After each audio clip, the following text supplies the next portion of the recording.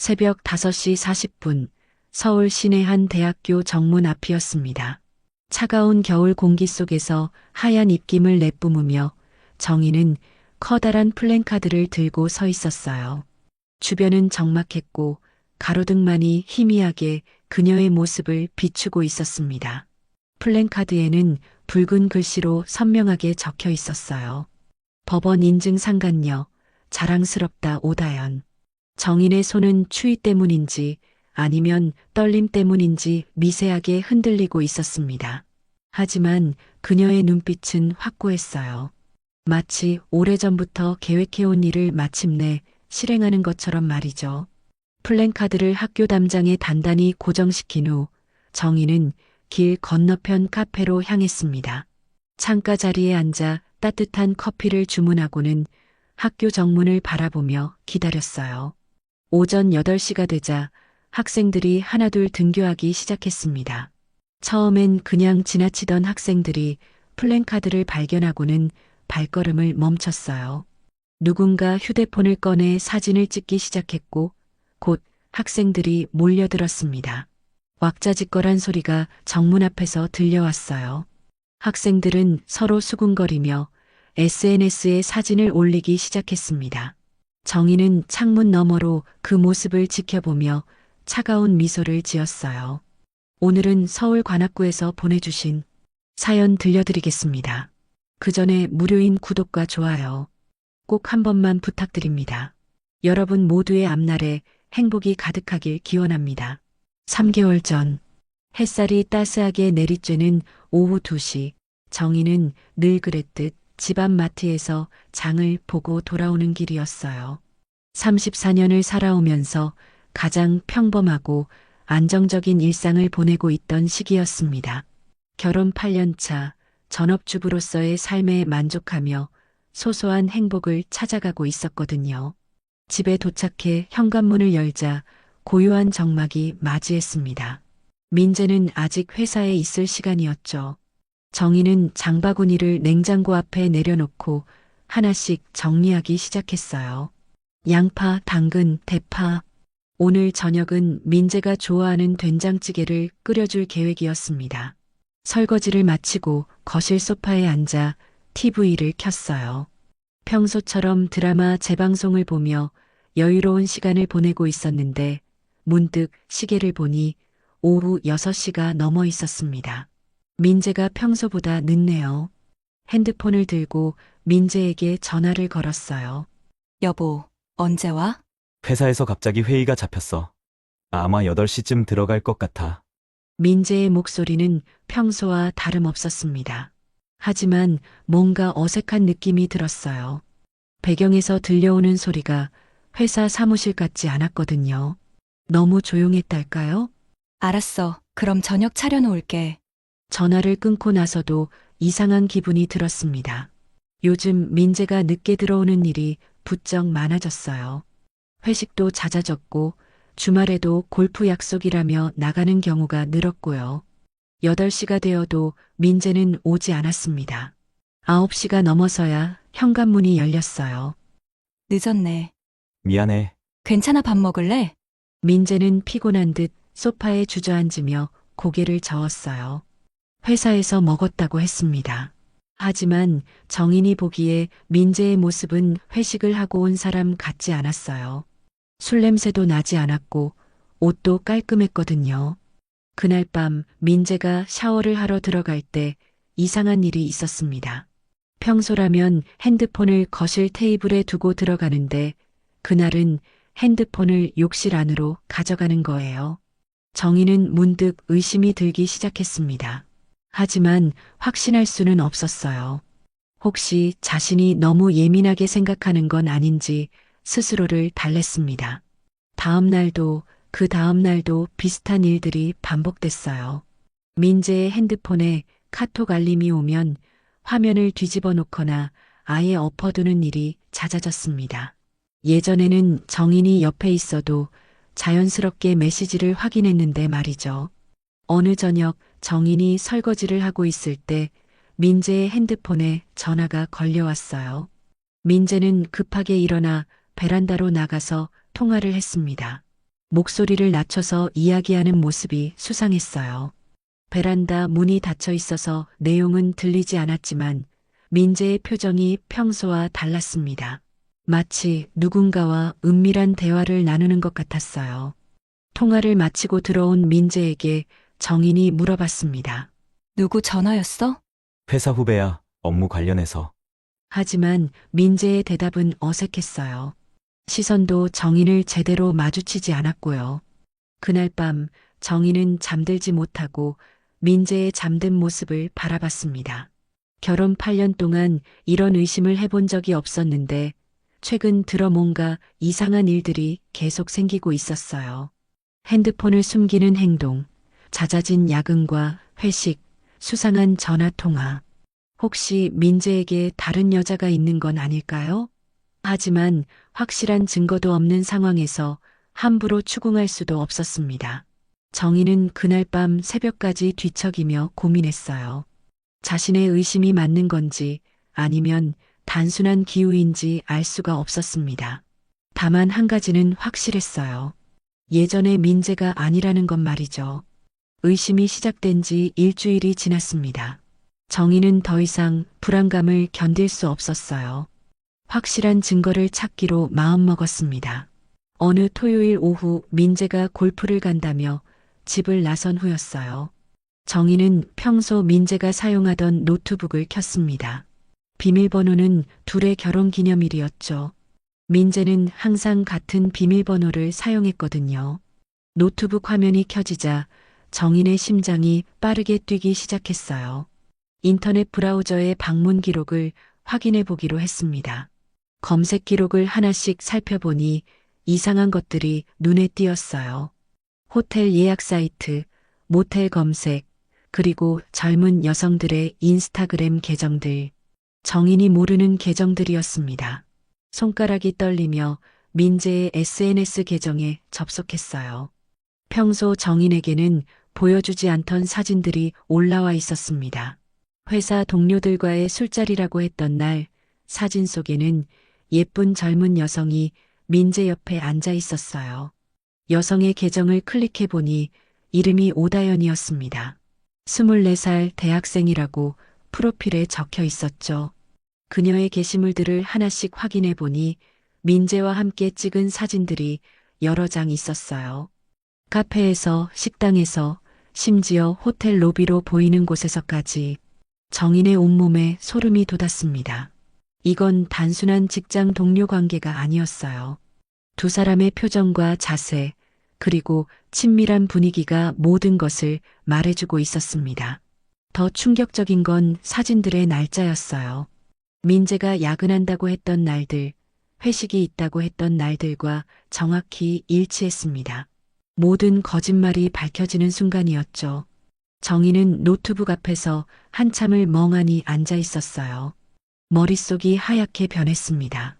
결혼 8년 동안 쌓아온 믿음과 사랑이 한순간에 무너져 내리는 느낌이었어요. 화가 났습니다. 배신감이 몰려왔어요. 하지만 그보다 더 큰 감정은 허탈함이었습니다. 자신이 얼마나 바보같이 살아왔는지 깨달았거든요. 정희는 증거 사진들을 모두 캡처해서 저장했어요. 모든 것이 명확해졌습니다. 이제 의심이 아니라 확신이었어요. 다음 주 월요일 정희는 인터넷에서 찾은 변호사 사무실로 향했습니다. 강남에 위치한 이혼 전문 로펌이었어요. 리뷰도 좋고 이혼 소송 승률도 높다고 나와 있었습니다. 변호사는 50대 중반의 여성이었어요. 차분하고 신뢰감을 주는 인상이었습니다. 정희는 떨리는 목소리로 상황을 설명했어요. 남편이 바람을 피우고 있는 것 같습니다. 증거도 있어요. 변호사는 정인이 준비해온 자료들을 꼼꼼히 살펴봤어요. 캡처한 사진들, 통화 기록, 카드 사용 내역까지 정인이 일주일 동안 수집한 모든 증거들이었습니다. 사진만으로는 불륜의 결정적 증거가 되기 어렵습니다. 더 확실한 증거가 필요해요. 변호사의 설명에 따르면 이혼 소송에서 승리하려면 불륜 현장을 직접 포착한 사진이나 영상이 필요했어요. 또한 상간자에 대한 손해배상 청구도 가능하지만 역시 확실한 증거가 있어야 한다고 했습니다. 정희는 변호사의 조언을 메모하며 들었어요. 법적 절차, 필요한 서류, 예상되는 기간과 비용까지 모든 것이 현실적으로 다가왔습니다. 사설 탐정을 이용하는 방법도 있습니다. 전문가들이 불륜 현장을 포착하는 거죠. 변호사는 믿을 만한 사설 탐정 업체 명함을 건네주었어요. 정희는 그 명함을 받아들며 마음을 굳혔습니다. 이제 돌이킬 수 없는 강을 건너야 할 때였어요. 상담을 마치고 사무실을 나서는 정인의 걸음은 무거웠습니다. 하지만 동시에 결연했어요. 더 이상 속지 않겠다는 다짐과 함께 말이죠. 그날 저녁 민재가 평소보다 일찍 집에 왔어요. 정희는 아무 일 없다는 듯 저녁을 차려주었습니다. 하지만 마음속으로는 이미 계획을 세우고 있었어요. 민재는 여전히 자연스럽게 거짓말을 했어요. 오늘 회사에서 있었던 일들을 지어내서 이야기했습니다. 정희는 그 모든 거짓말을 들으며 차가운 미소를 지었어요. 이제 누가 마지막에 웃을지 지켜보자는 생각이었습니다. 변호사 상담을 받은 지 사흘 후 정희는 명함에 적힌 사설탐정 사무소를 찾아갔습니다. 을지로에 위치한 작은 빌딩 8층이었어요. 간판도 눈에 잘 띄지 않는 곳이었습니다. 탐정은 40대 후반의 남성이었어요. 이름은 김 실장이라고 했습니다. 20년 넘게 이 일을 해왔다며 자신 있게 말했어요. 정희는 민재와 다연의 사진을 보여주며 상황을 설명했습니다. 확실한 증거가 필요합니다. 법정에서 통할 수 있는 그런 자료 말이에요. 김 실장은 고개를 끄덕이며 의뢰비를 설명했어요. 200만 원이라는 금액이었습니다. 정인에게는 작지 않은 돈이었지만 망설이지 않았어요. 진실을 밝히기 위해서라면 기꺼이 지불할 용의가 있었거든요. 계약서를 작성하고 착수금을 지불한 후 김 실장은 작업 계획을 설명했습니다. 민재의 동선을 파악하고 다연과 만나는 장소와 시간을 추적한 다음 결정적 순간을 포착하겠다는 것이었어요. 정희는 민재의 일정표를 제공했습니다. 평소 야근한다고 하는 요일들, 주말 약속 패턴, 그리고 다연과 통화하는 시간대까지 일주일 동안 관찰한 모든 정보를 넘겨주었어요. 이튿날부터 본격적인 미행이 시작됐습니다. 김 실장과 그의 동료 한 명이 팀을 이뤄 민재를 추적했어요. 정희는 집에서 조마조마한 마음으로 연락을 기다렸습니다. 첫째 날 민재는 정말로 회사에서 야근을 했어요.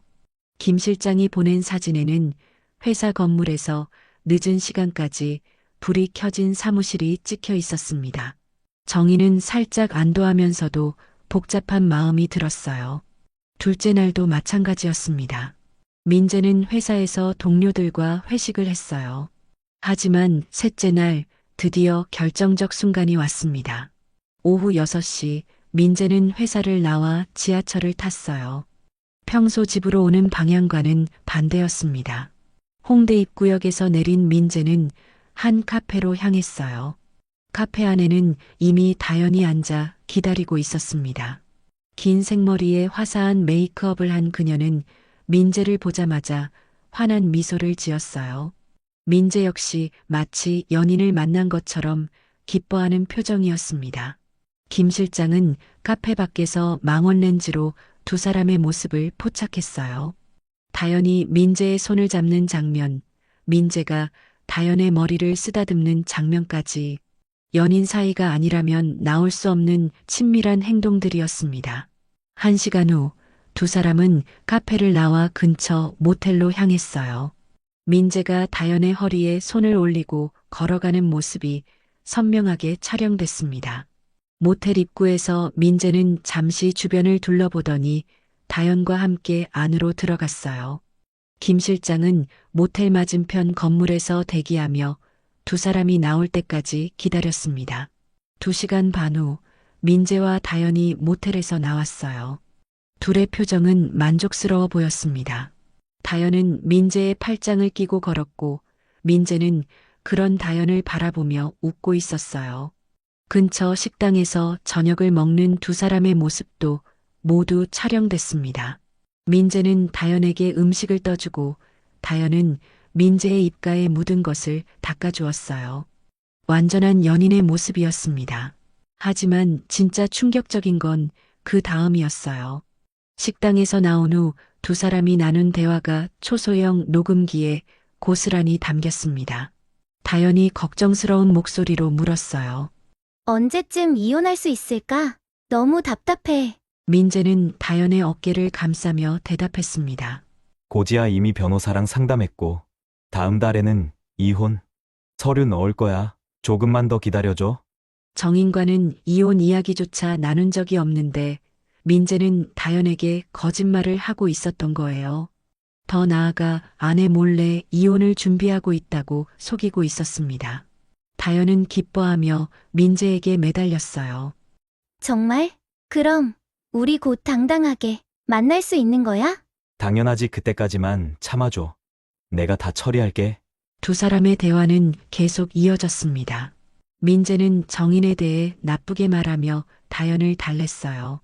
아내는 자신을 이해하지 못한다는 식으로 말이죠. 그 모든 내용이 선명하게 녹음됐습니다. 헤어지기 전 마지막 포옹과 키스까지 모든 것이 증거로 남았어요. 민재는 다연을 지하철역까지 바래다 주고 자신은 택시를 타고 집으로 향했습니다. 그날 밤 11시가 넘어 집에 들어온 민재는 정인에게 자연스럽게 거짓말을 했어요. 회식이 길어졌네. 부장님이 계속 술을 권하셔서. 정인은 아무렇지 않게 대답했습니다.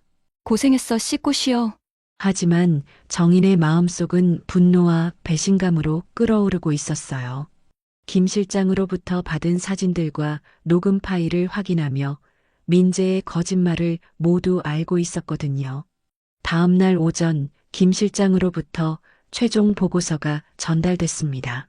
고화질 사진 30여 장, 동영상 5개, 그리고 1시간 분량의 녹음 파일이었어요.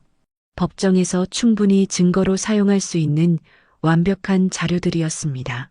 정인은 그 자료들을 USB에 복사해서 안전한 곳에 보관했어요. 이제 모든 준비가 끝났습니다. 민재와 다연이 저지른 배신의 모든 것이 명확한 증거로 남았거든요. 이제 진짜 복수가 시작될 때였어요.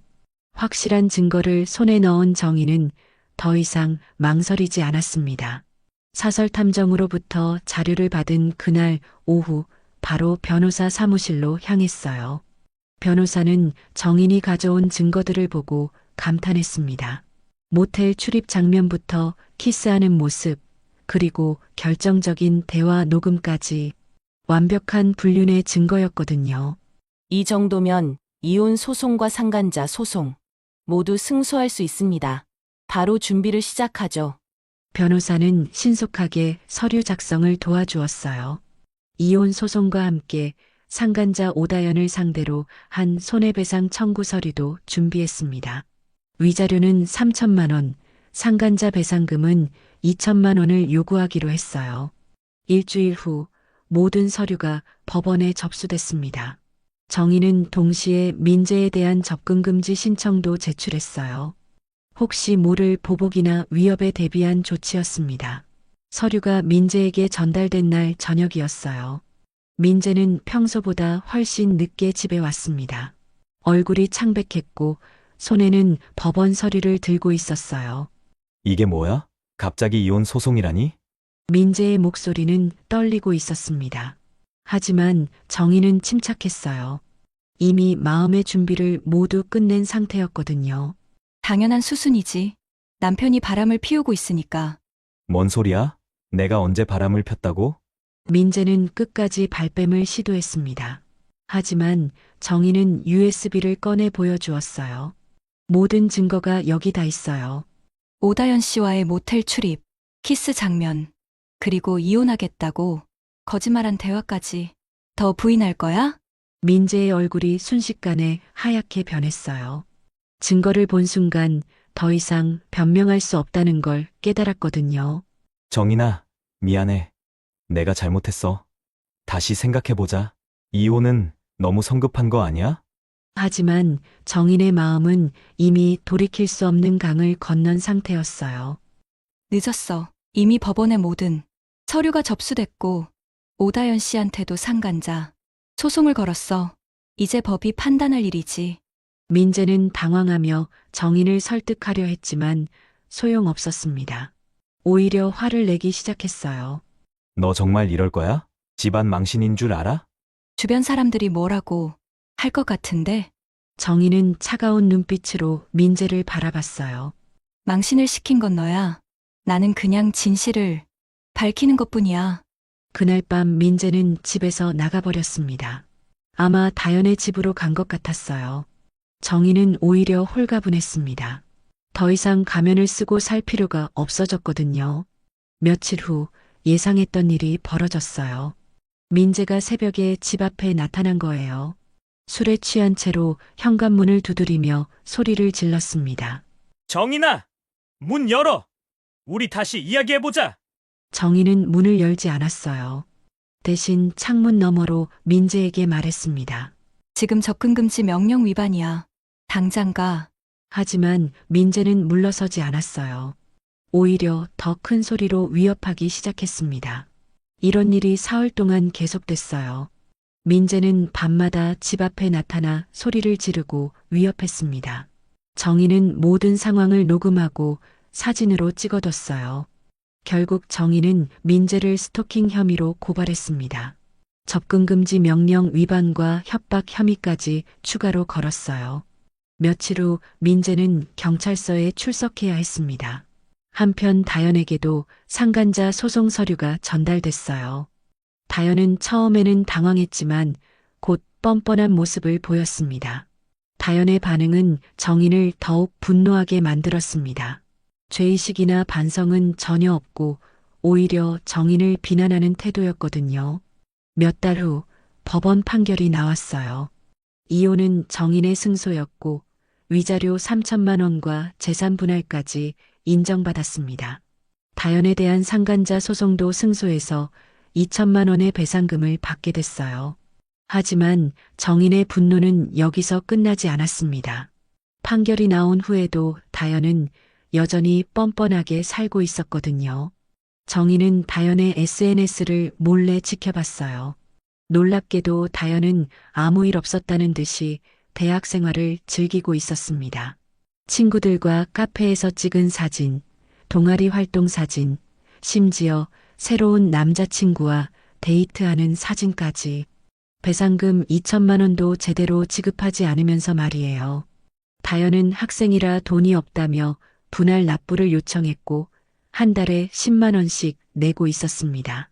그 돈으로는 16년이 넘게 걸려야 다 갚을 수 있는 금액이었어요.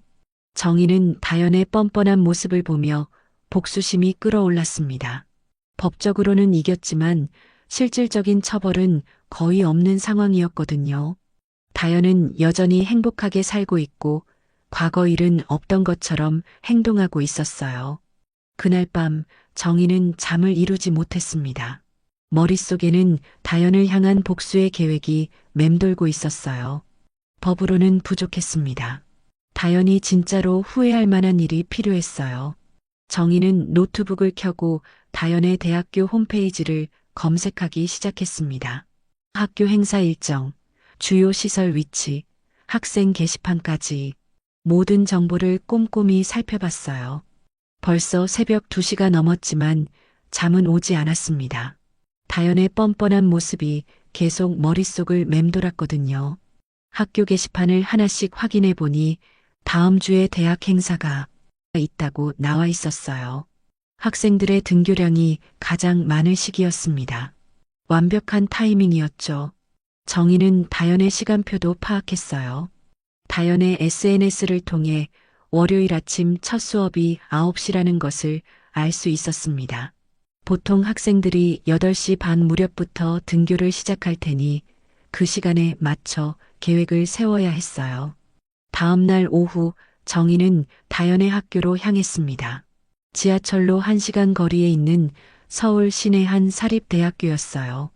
캠퍼스는 생각보다 넓었고 학생 수도 많아 보였습니다. 정문 앞을 살펴보니 담장 높이가 적당했어요. 플랜카드를 걸기에 딱 좋은 위치였습니다. 길 건너편에는 카페와 편의점들이 있어서 사람들의 시선을 집중시키기에도 충분했어요. 정희는 학교 주변을 한 바퀴 돌며 CCTV 위치도 확인했습니다. 다행히 정문 담장 쪽에는 사각지대가 있었어요. 새벽 시간이라면 아무도 모르게 플랜카드를 설치할 수 있을 것 같았습니다.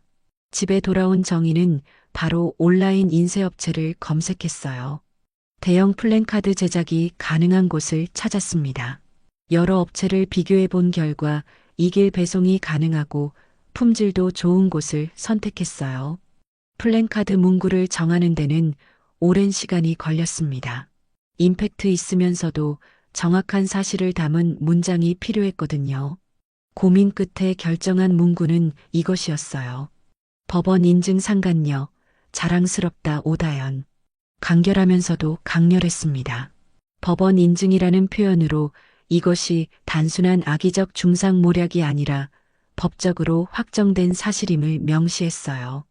그리고 자랑스럽다는 말로 다연의 뻔뻔한 태도를 비꼬았습니다. 글자 크기와 색깔도 신중하게 선택했어요. 멀리서도 잘 보이도록 큰 글씨로 빨간색과 검은색을 조합해서 시선을 확실히 끌 수 있도록 했습니다. 배경은 흰색으로 해서 가독성을 높였고요. 주문을 완료하고 나니 마음이 한결 가벼워졌어요. 드디어 다연에게 제대로 된 응징을 할 수 있게 된 거였습니다. 이틀 후 플랜카드가 배송됐어요. 가로 2m, 세로 1m 크기의 대형 현수막이었습니다. 품질도 예상보다 좋았어요. 비바람에도 견딜 수 있을 만큼 튼튼해 보였습니다.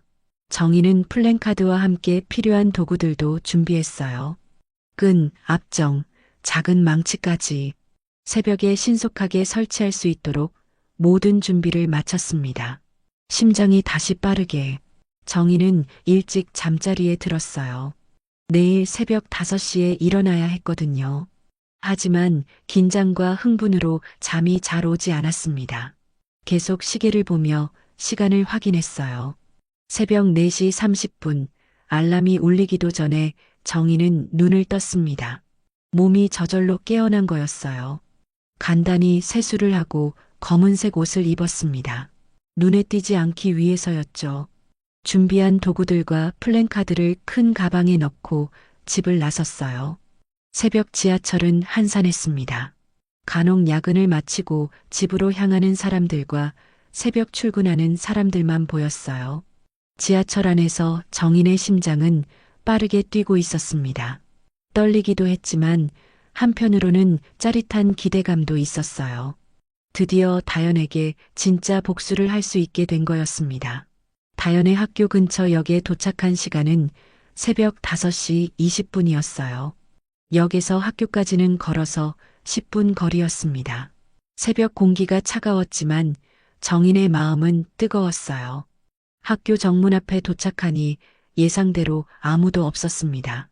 가로등만이 희미하게 주변을 비추고 있었어요. 정인은 주변을 한 번 더 살펴본 후 가방에서 플랜카드를 꺼냈습니다. 담장에 플랜카드를 고정하는 작업은 생각보다 쉬웠어요.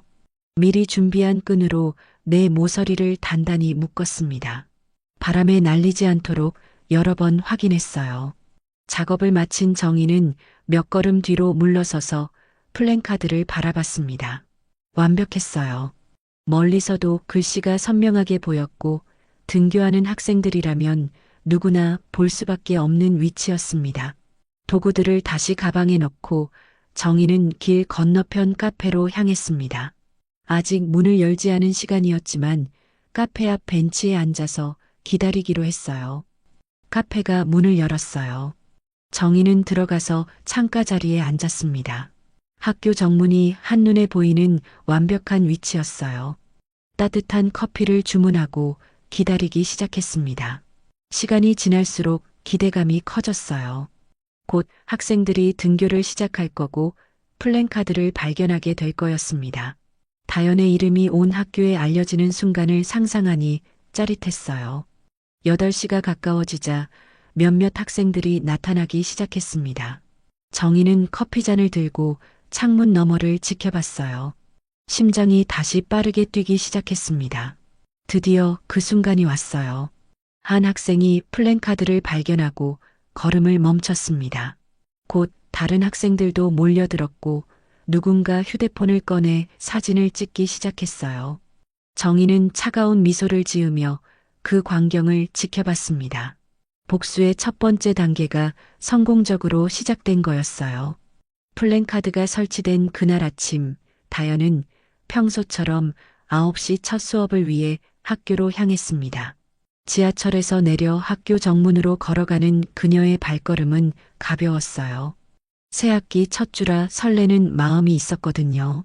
하지만 학교 정문 앞에 다가갈수록 뭔가 이상한 분위기를 감지했습니다. 평소보다 많은 학생들이 정문 앞에 모여 있었고 왁자지껄한 소리가 들려왔어요. 다현은 호기심에 그쪽으로 발걸음을 옮겼습니다. 학생들 사이를 헤치고 들어가 본 다현은 그 순간 온몸이 얼어붙었어요. 거대한 플랜카드에 자신의 이름이 적혀 있었거든요.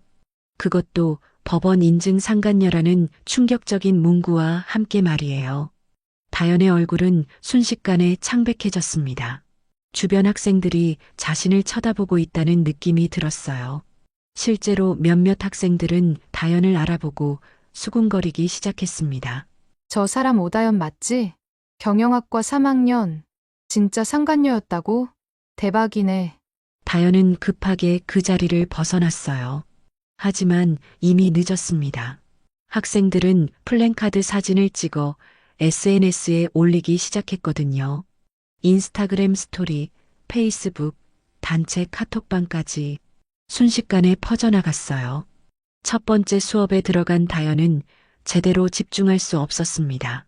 교수의 강의는 귀에 들어오지 않았고 주변 학생들의 시선만 신경 쓰였어요. 몇몇 학생들이 자신을 보며 속삭이는 것 같았습니다. 쉬는 시간이 되자 상황은 더욱 심각해졌어요. 복도에서 만나는 학생들이 다현을 보며 웅성거렸습니다. 누군가 큰 소리로 말했어요. 아, 그 유명한 오다연이네. 플랜카드 주인공. 다현은 얼굴이 화끈거렸습니다. 화장실로 피해 들어가서 거울을 봤어요. 창백한 얼굴에 식은땀이 흐르고 있었습니다. 휴대폰을 확인해 보니 이미 여러 개의 메시지가 와 있었어요. 친구들로부터 온 메시지들이었습니다. 대부분 걱정하는 내용이었지만 몇몇은 다현을 비난하는 톤이었어요. 언니, 이거 진짜야? 정말 유부남이랑 그런 사이였어? 나는 언니가 그런 사람인 줄 몰랐어. 좀 실망이야. 다현은 답장할 마음이 생기지 않았어요. 뭐라고 해명해야 할지도 모르겠고 변명하면 할수록 더 이상해질 것 같았거든요. 점심시간에는 학교 식당에 갈 엄두도 나지 않았습니다. 대신 학교 밖 작은 식당에서 혼자 밥을 먹었어요. 하지만 음식이 목으로 넘어가지 않았습니다. 계속 학교 상황이 신경 쓰였거든요. 오후 수업 시간에도 상황은 마찬가지였어요. 교수가 출석을 부르자 다현의 이름이 불렸을 때 교실이 순간 조용해졌습니다. 모든 학생들의 시선이 다현에게 집중됐어요. 다현의 대답은 겨우 들릴 정도로 작았습니다. 수업이 끝나고 다현은 급하게 교실을 빠져나왔어요. 하지만 복도에서도 계단에서도 학생들의 시선과 수군거림은 계속됐습니다. 집에 돌아온 다현은 침대에 털썩 주저앉았어요. 핸드폰을 확인해 보니 상황은 더욱 심각해졌습니다. 학교 익명 게시판에는 자신에 대한 글들이 올라와 있었어요. 법원 인증 상간녀 오다연 목격담. 경영학과 오다연 진짜 유부남이랑 바람폈대 키읔키읔. 상간녀가 당당하게 학교 다니네. 댓글들은 더욱 가혹했습니다. 익명이라는 보호막 뒤에서 학생들은 거침없이 다현을 비난했어요. 다현은 울음을 터뜨렸습니다. 지금까지 살면서 이렇게 공개적으로 비난받아 본 적이 없었거든요. 민재와의 관계는 그저 연애라고 생각했는데 이렇게 큰 파장을 불러올 줄 몰랐어요. 다음 날도 상황은 나아지지 않았습니다. 오히려 더 심해졌어요. 플랜카드는 학교 측에서 철거했지만 이미 사진과 동영상이 인터넷에 퍼진 상태였습니다. 다연이 수업에 들어가자 웅성거림이 더욱 커졌어요. 몇몇 학생들은 아예 대놓고 다연을 쳐다보며 수군거렸습니다. 점심시간에는 더욱 충격적인 일이 벌어졌어요. 학과 선배 한 명이 다연에게 다가와서 말했습니다. 너 때문에 학과 이미지가 안 좋아지고 있어. 좀 자제해 줄 수 없을까? 다연은 할 말이 없었어요. 자신이 무엇을 자제해야 하는지도 모르겠고 이미 일어난 일을 어떻게 되돌릴 수 있는지도 모르겠었거든요. 일주일이 지나도 상황은 나아지지 않았습니다. 학교 게시판에는 계속해서 다연에 대한 글들이 올라왔고 복도에서 만나는 학생들의 시선은 여전히 차갑했어요. 다연은 점점 학교에 나가기 싫어졌습니다. 아침에 일어나면 학교 가는 것이 두려웠어요. 수업에 집중할 수도 없었고 친구들과의 관계도 어색해졌습니다. 어떤 친구들은 다연을 동정하며 위로해줬지만 또 다른 친구들은 거리를 두기 시작했어요. 자신들까지 이상한 시선을 받을까봐 걱정하는 것 같았습니다. 2주일째가 되자 다연은 한계에 다다랐어요. 더 이상 이런 시선과 수군거림을 견딜 수 없었습니다. 학교에 가는 것 자체가 고문이 되어버렸거든요. 다연은 학과 사무실을 찾아가 휴학 신청서를 받았어요. 담당 직원이 이유를 물어봤지만 명확한 답변을 하지 못했습니다. 개인 사정으로요. 휴학 신청서를 작성하면서 다연의 눈에서 눈물이 떨어졌어요. 이렇게 도망치는 것 같아서 자존심이 상했지만 다른 방법이 없었습니다. 집에서 부모님께 휴학 소식을 알렸어요. 부모님은 갑작스러운 결정에 놀라며 이유를 물어봤지만 다연은 제대로 설명할 수 없었습니다. 상간녀 소송권은 부모님께 알리지 않았거든요. 휴학 신청을 마친 다연은 지방으로 편입을 준비하기 시작했어요. 서울에서 멀리 떨어진 지방 대학교를 알아봤습니다. 아무도 자신을 모르는 곳에서 새롭게 시작하고 싶었어요. 편입 준비를 하면서 다연은 많은 생각을 했습니다. 민재와의 관계, 그리고 그로 인해 벌어진 모든 일들. 후회가 밀려왔지만 이미 늦었어요. 몇 달 후, 다연은 부산의 한 대학교로 편입이 확정됐습니다. 서울을 떠나는 날, 다연은 기차 창문으로 점점 멀어지는 서울을 바라봤어요. 마음 한편으로는 해방감이 들었지만 동시에 쓸쓸함도 느꼈습니다. 새로운 학교에서는 아무도 다연의 과거를 모를 거였어요. 다시 시작할 수 있는 기회였습니다.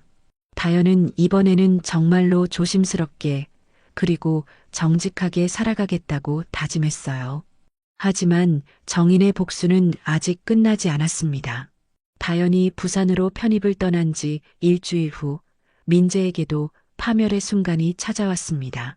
그날도 민재는 평소처럼 회사에 출근했어요. 대기업 영업팀 과장으로서 12년째 근무하고 있던 곳이었습니다. 비록 정인과의 이혼 소송으로 마음이 복잡했지만 직장만큼은 안전한 피난처라고 생각했거든요. 오전 10시쯤 인사팀에서 연락이 왔어요. 백민재 과장님, 인사팀으로 좀 와주시겠어요? 민재는 별일 아니라고 생각하며 인사팀으로 향했습니다. 하지만 인사팀장의 표정은 심각했어요. 책상 위에는 여러 서류들이 놓여 있었습니다. 과장님, 앉으세요. 심각한 문제가 있어서 불렀습니다. 인사팀장은 서류 중 하나를 꺼내 보여줬어요. 그것은 법원에서 발송된 이혼 소송 관련 서류였습니다. 정인 측 변호사가 회사에 민재의 불륜 사실을 알리는 공문을 보낸 거였어요. 이게 사실인가요? 불륜으로 인한 이혼, 소송이 진행 중이라는데 민재의 얼굴이 하얗게 변했습니다. 설마 회사까지 이 일이 알려질 줄은 몰랐거든요. 그건 개인적인 문제라서. 하지만 인사팀장의 표정은 더욱 엄해졌어요. 또 다른 서류를 꺼내며 말했습니다. 개인적인 문제가 아닙니다. 언론에도 나왔어요. 민재가 보니 인터넷 뉴스 기사 출력물이었어요. 제목은 이랬습니다. 이응이응 대기업 직원, 대학생과 불륜으로 법정 공방. 기사에는 민재의 실명은 나오지 않았지만 회사명과 직급이 명시되어 있었어요. 회사 입장에서는 이미 이미지에 타격을 입은 상황이었습니다. 과장님, 회사 규정상 품위 유지, 의무 위반에 해당합니다. 징계위원회에 회부하겠습니다. 민재는 당황하며 해명하려 했지만 소용없었어요. 이미 모든 증거가 법원에 제출된 상태였고 언론에도 보도된 마당에 변명할 여지가 없었거든요. 사흘 후 징계위원회가 열렸어요. 민재는 위원들 앞에서 서서 질문을 받아야 했습니다. 10여 명의 임원들이 냉정한 눈빛으로 민재를 바라봤어요. 백 과장, 상간자 소송에서 패소했다는 게 맞나? 네, 맞습니다. 회사 명예를 실추시켰다는 자각이 있나? 죄송합니다. 민재의 목소리는 점점 작아졌어요. 과거의 자신감은 온데간데 없었습니다. 징계위원회 결과는 예상했던 것보다 더 가혹했어요. 정직 3개월이 아니라 아예 권고사직이었습니다. 사실상 해고나 다름없었죠. 과장님, 회사로서는 더 이상 함께 일하기 어렵다고 판단됩니다. 사표를 내주시기 바랍니다. 민재는 멍하니 서 있었어요. 12년간 다닌 회사에서 이런 식으로 쫓겨날 줄은 꿈에도 몰랐거든요. 퇴사 처리를 마치고 사무용품을 정리하는 민재의 모습을 동료들이 지켜봤어요. 누구도 말을 걸지 않았습니다. 모두 민재의 사정을 알고 있었고 관련되고 싶어 하지 않았거든요. 박스 하나에 담긴 개인 물품을 들고 회사를 나서는 민재의 뒷모습은 초라했어요. 한때 승승장구하던 대기업 과장의 모습은 어디에도 없었습니다. 집으로 돌아온 민재는 소파에 주저앉았어요. 현실이 믿어지지 않았습니다. 하루아침에 모든 것을 잃어버린 거였어요. 아내, 집, 그리고 이제 직장까지. 다연에게 전화를 걸어봤지만 연결되지 않았어요. 이미 번호를 바꾼 것 같았습니다. 그제서야 민재는 자신이 완전히 혼자가 되었다는 걸 깨달았어요. 며칠 후 정인의 변호사로부터 연락이 왔어요. 양육비와 위자료 지급 계획을 세우라는 내용이었습니다. 매월 200만 원씩 지급해야 했는데 무직이 된 민재에게는 불가능한 금액이었어요. 민재는 급하게 일자리를 찾기 시작했습니다. 하지만 40에 가까운 나이의 대기업에서 불명예 퇴사한 이력을 가진 사람을 받아주는 곳은 많지 않았어요. 이력서를 수십 장 넣어봤지만 면접 연락이 오는 곳은 거의 없었습니다. 간혹 면접을 보러 가도 퇴사 사유를 묻는 질문에 제대로 답변하지 못했어요. 왜 대기업을 그만두게 되셨나요? 개인 사정으로. 좀 더 구체적으로 말씀해 주실 수 있나요? 민재는 말문이 막혔어요. 불륜으로 인한 징계 해고라고 말할 수는 없었거든요. 한 달이 지나도 제대로 된 일자리를 구하지 못한 민재는 결국 편의점 알바를 시작했어요. 시급 10,000원짜리 야간 근무였습니다. 처음 편의점에서 일하는 날 민재는 유니폼을 입고 거울을 봤어요. 과거 정장을 차려입고 회의실에서 프레젠테이션을 하던 자신의 모습과는 너무 달랐습니다. 야간 근무는 생각보다 힘들었어요. 밤새 서서 일해야 했고 취객들을 상대하는 것도 쉽지 않았습니다. 어떤 손님들은 민재보다 훨씬 어린 나이였는데도 반말로 대했어요. 야, 담배 한 갑 줘. 여기 있습니다. 민재는 고개를 숙이며 대답했어요. 자존심이 상했지만 참을 수밖에 없었습니다. 편의점 알바만으로는 생활비도 부족했어요. 민재는 낮에는 택배 상하차 일도 병행하기 시작했습니다. 새벽까지 편의점에서 일하고 오전에는 택배 터미널에서 무거운 박스들을 옮기는 일이었어요. 육체적으로 힘들었지만 더 힘든 건 정신적인 스트레스였어요. 과거 동료들과 마주칠까봐 항상 긴장했고 지인들의 시선이 두려워 밖에 나가는 것도 꺼려졌습니다. 어느 날 택배 상하차 일을 하다가 예전 회사 후배와 마주쳤어요. 후배는 민재를 알아보고 깜짝 놀랐습니다. 과장님, 여기서 뭐 하세요? 민재는 얼굴이 화끈거렸어요. 하지만 숨길 수도 없는 상황이었습니다. 아, 잠깐 일 좀 하고 있어.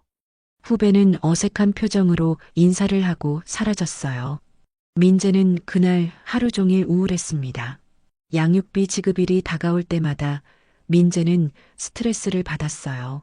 편의점과 택배 일을 해도 한 달에 100만 원 정도밖에 벌 수 없었거든요. 나머지 100만 원은 어떻게 마련해야 할지 막막했습니다. 결국 민재는 정인의 변호사에게 연락해서 양육비 감액을 요청했어요. 현재 수입으로는 200만 원 지급이 어렵습니다. 100만 원으로 줄여주실 수 없을까요? 하지만 정인 측의 답변은 단호했어요. 법원 판결대로 지급하시기 바랍니다. 본인이 선택한 결과입니다. 민재는 절망감에 빠졌어요. 과거의 잘못으로 인해 현재와 미래까지 모두 망가진 기분이었습니다. 가끔 다영과의 추억을 떠올릴 때가 있었어요. 호텔에서 달콤한 시간을 보내던 때, 미래를 약속하며 행복해하던 순간들. 하지만 그 모든 게 허상이었다는 걸 이제는 알고 있었습니다. 민재는 원룸으로 이사를 했어요. 전세금도 빼고 나니 할 수 있는 최선이었습니다. 좁은 방에서 컵라면으로 끼니를 때우며 하루하루를 버텨나갔어요. 밤마다 편의점에서 일하면서 민재는 자주 후회했습니다. 왜 그때 정인을 소중히 여기지 못했을까? 왜 다연에게 현혹되어 모든 걸 잃어버렸을까? 하지만 후회해봐야 달라지는 건 없었어요. 이미 돌이킬 수 없는 강을 건넘 지 오래였으니까요. 민재의 몰락은 완전했습니다. 과거의 자신감과 여유로움은 모두 사라지고 매일 생존을 위해 몸부림치는 초라한 중년 남성만 남았어요. 6개월이 흘렀습니다. 정인은 이제 완전히 새로운 삶을 살고 있었어요. 이혼이 확정된 후 받은 재산 분할금과 위자료를 미천 삼아 온라인 쇼핑몰을 창업했습니다. 여성 의류와 액세서리를 판매하는 작은 쇼핑몰이었지만 나름대로 궤도에 오르고 있었어요. 새 아파트에서 혼자 사는 생활도 만족스러웠습니다. 민재와 함께 살던 집의 답답함은 온데간데없고 자유롭고 평온한 일상을 되찾았거든요. 아침에 일어나 커피를 마시며 주문 확인을 하고 오후에는 상품 사진을 찍고 상품 설명을 작성하는 루틴이 생겼어요. 고객들의 후기도 좋았습니다. 정인의 꼼꼼한 성격이 쇼핑몰 운영에 도움이 됐어요. 포장도 정성스럽게 하고 고객 문의에도 친절하게 응답했습니다. 매출도 조금씩 늘어나고 있었고요. 무엇보다 정신적인 평화를 되찾은 게 가장 큰 변화였어요. 더 이상 민재의 거짓말에 속지 않아도 되고 의심하며 살 필요도 없었습니다. 배신당한 상처는 아직 남아 있었지만 시간이 지나면서 점점 아물어가고 있었어요. 가끔 친구들과 만나 수다를 떨기도 했습니다. 친구들은 정인의 변화된 모습에 놀라워했어요. 이혼 직후에 상처받고 지친 모습과는 완전히 달랐거든요. 언니, 요즘 진짜 밝아 보여. 혼자 사는 게 이렇게 좋아? 응, 생각보다 훨씬 자유롭고 편해. 더 일찍 결정할 걸 그랬어. 정인은 진심으로 그렇게 생각했어요. 물론 처음에는 혼자 있는 시간이 어색하고 외롭기도 했지만 이제는 오히려 그 시간들이 소중했습니다. 민재와 다연에 대한 생각도 예전만큼 자주 떠오르지 않았어요. 가끔 뉴스에서 비슷한 사건을 보거나 친구들이 불륜 이야기를 할 때 잠깐 떠올랐지만 그것도 금세 지나갔습니다. 하지만 그런 평온함이 깨진 날이 있었어요. 어느 토요일 오후 정인은 평소처럼 노트북으로 쇼핑몰 관리를 하고 있었습니다. 새로 들어온 상품 등록을 마치고 잠시 휴식을 취하려고 SNS를 확인했어요. 인스타그램을 둘러보다가 우연히 대학교 관련 해시태그를 클릭했습니다. 그냥 심심해서 젊은 학생들의 캠퍼스 라이프를 구경해 보려던 것 뿐이었어요. 그런데 스크롤을 내리던 중 익숙한 얼굴이 눈에 띄었습니다. 다연이었어요. 정인의 손가락이 멈췄습니다. 화면을 자세히 보니 분명히 다연이 맞았어요. 머리를 조금 잘랐지만 그 얼굴을 잊을 수가 없었거든요. 사진 속 다연은 행복해 보였습니다. 캠퍼스 벤치에서 남자친구로 보이는 사람과 다정하게 앉아 있었어요. 둘 다 환하게 웃고 있었고 남자는 다연의 어깨에 팔을 두르고 있었습니다. 정희는 다연의 계정을 클릭했어요. 비공개 계정이 아니어서 게시물들을 볼 수 있었습니다. 최근 게시물들을 하나씩 확인해 보니 충격적인 현실이 드러났어요. 다연은 부산의 새 대학교에서 완벽하게 적응하고 있었습니다. 동아리 활동 사진, 친구들과의 모임 사진, 새 남자친구와의 데이트 사진까지 마치 서울에서 있었던 일들이 전혀 없었던 것처럼 말이에요. 해시태그도 자극적이었어요. 새 출발, 행복한 일상, 캠퍼스 라이프, 연애 중 같은 태그들이 달려 있었습니다. 정인의 가슴 속에서 뭔가 끓어오르는 게 느껴졌어요. 분노였습니다. 자신은 그토록 고생하며 상처를 극복해왔는데 다연은 아무 일 없었다는 듯이 새로운 연애를 즐기고 있었던 거예요. 더 충격적인 건 다연의 표정이었습니다. 과거 민재와 함께 있을 때만큼이나 행복해 보였어요. 마치 자신이 저지른 잘못에 대한 죄책감이나 반성은 전혀 없는 것 같았습니다. 정희는 계속 스크롤을 내려가며 다연의 근황을 파악했어요. 새 학교에서 만든 친구들, 참여하고 있는 동아리, 그리고 새 남자친구까지 모든 게 완벽해 보였습니다. 몇 달 전 게시물을 보니 이런 글도 있었어요.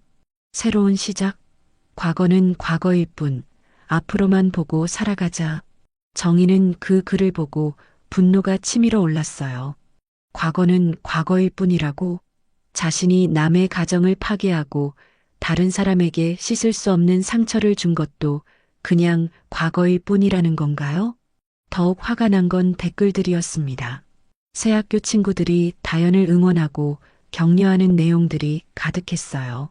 아무도 다연의 진짜 과거를 모르고 있었습니다. 정희는 노트북 화면을 바라보며 주먹을 꽉 쥐었어요. 법정에서 승소하고 배상금을 받은 것만으로는 부족했습니다. 다연은 여전히 행복하게 살고 있었고 자신의 잘못에 대한 진정한 대가를 치르지 않았어요. 2천만 원 배상금도 제대로 갚지 않으면서 새 남자친구와 데이트를 즐기고 있다니 정희는 참을 수 없었습니다. 정희는 다연의 새 학교 정보를 검색하기 시작했어요. 부산 소재 사립대학교였습니다. 학교 홈페이지를 들어가서 캠퍼스 배치도, 주요 시설, 학사 일정까지 꼼꼼히 살펴봤어요. 다연이 가입한 동아리 정보도 찾았습니다. 댄스 동아리였는데 정기 공연도 하고 대외 활동도 활발한 것 같았어요. SNS 계정도 있었고 멤버들의 사진도 많이 올라와 있었습니다. 시간 가는 줄 모르고 정보를 수집하던 정희는 문득 시계를 봤어요. 벌써 밤 10시가 넘어 있었습니다. 저녁 식사도 거른 채로 몇 시간을 앉아 있었던 거예요. 하지만 정인의 마음속에는 확고한 계획이 서고 있었습니다. 다연이 새로운 곳에서 평온하게 살아간다면 그 평온함을 다시 깨뜨려야 했어요. 진정한 대가를 치르게 해야 했습니다. 정희는 노트북 화면을 바라보며 차가운 미소를 지었어요. 지난 6개월 동안 평온했던 마음속에 다시 복수의 불길이 타오르고 있었습니다. 이제 진짜 끝장내야지. 정인의 눈빛이 차갑게 빛났습니다. 두 번째 복수가 시작될 준비가 되었어요. 오늘 사연이 재미있었다면 구독과 좋아요 꼭 눌러주시고 여러분이라면 어떻게 하셨을지 댓글로 남겨주세요.